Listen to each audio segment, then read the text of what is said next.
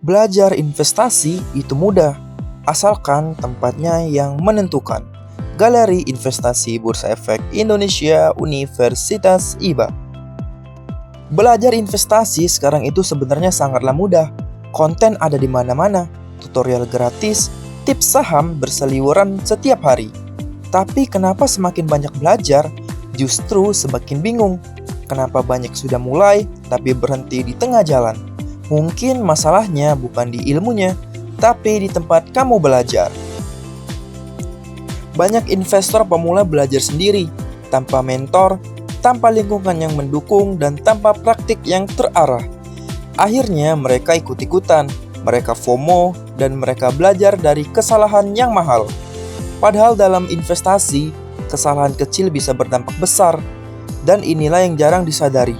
Belajar sendiri tanpa arahan seringkali lebih berisiko daripada tidak belajar sama sekali. Disinilah peran penting sebuah lingkungan belajar. Melalui Galeri Investasi Bursa Efek Indonesia Universitas IBA, mahasiswa tidak hanya belajar teori, tapi juga memahami praktik secara langsung. Belajar bersama, diskusi, dan melihat bagaimana pasar bergerak secara real time. Karena investasi bukan hanya soal tahu, tapi soal memahami dan mengalami. Belajar di tempat yang tepat memberikan perbedaan besar.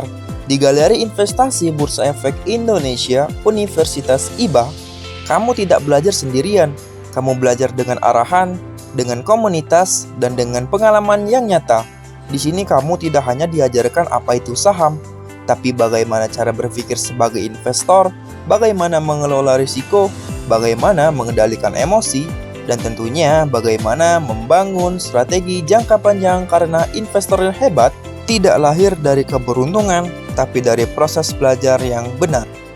Jadi kalau kamu ingin mulai investasi, jangan hanya fokus pada ilmunya, tapi pilih juga tempat belajarnya. Karena belajar investasi itu mudah, asalkan tempatnya yang menentukan.